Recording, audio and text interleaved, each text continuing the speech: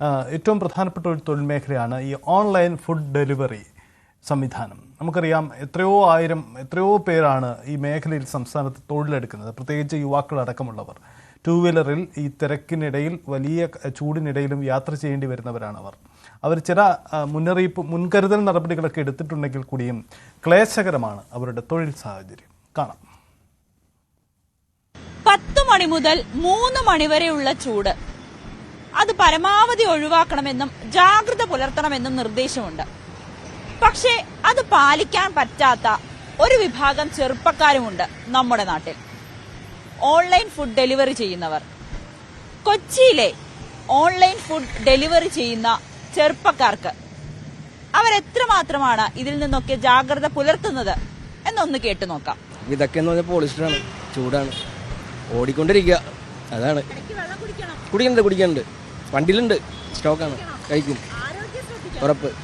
Okay, thank you. ചൂട് കൂടുതലാണ്, പക്ഷേ അഡ്ജസ്റ്റ് ചെയ്യാം, വെള്ളം കുടിക്കാനൊക്കെ പറ്റും. കുഴപ്പമില്ല, നല്ല വെയിലുണ്ട്, ചൂടുണ്ട്, കുഴപ്പമില്ല. കുടിക്കാറുണ്ട്. ടൈം കിട്ടുമ്പോ ഒരു ഓർഡർ ഡെലിവറി ചെയ്താകുമ്പോ കുടിക്കാറുണ്ട് വെള്ളം.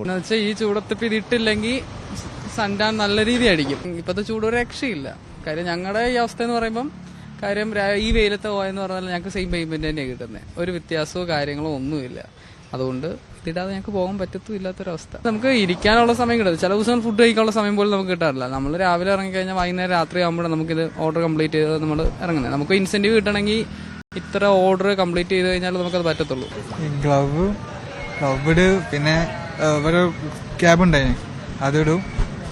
പിന്നെ പ്രത്യേകിച്ച് നല്ല കൂളായിട്ട് എന്റെ കൈ കരുതും. വെള്ളം ഉണ്ടാവും. പിന്നെ ഞങ്ങൾ പഠിച്ചുകൊണ്ടിരിക്കുക.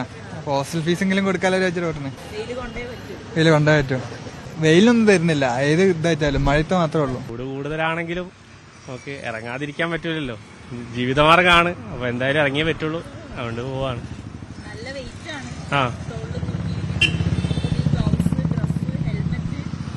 എല്ലാം ബുദ്ധിമുട്ടാണ്. വേർത്ത് കഴിയുമ്പോഴത്തേനും പിന്നെ മുന്നോട്ട് അങ്ങോട്ട് ഒരു ഉച്ച 12 മണി കഴിഞ്ഞാൽ പിന്നെ അങ്ങോട്ട് മടുത്തു പോകും നമ്മള്. ഒരു 3 മണി വരെ പിന്നെ അനങ്ങാൻ പോലും പറ്റാത്ത സാഹചര്യമാണ് ഇപ്പൊ ഉണ്ടാവുന്നത്. തീരെ എഴുന്നേക്കാൻ പറ്റാത്ത രീതി, പിറ്റേ ദിവസം രാവിലെ എഴുന്നേക്കാൻ പറ്റാത്ത രീതിയിൽ കണ്ണൊക്കെ അങ്ങ് വേദന എടുക്കാൻ തുടങ്ങി വെയിൽ കൊള്ളുമ്പോഴത്തേനും.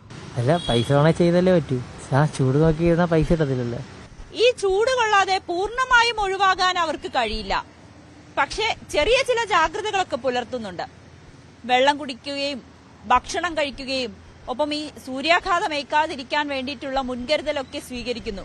അങ്ങനെയൊക്കെ ഈ ചെറുപ്പക്കാർക്കും കഴിയുകയുള്ളൂ. ക്യാമറാമാൻ പ്രശാന്ത് മംഗലശ്ശേരിക്കൊപ്പം നവമി ദിനേശ്, ന്യൂസ് 18 കൊച്ചി.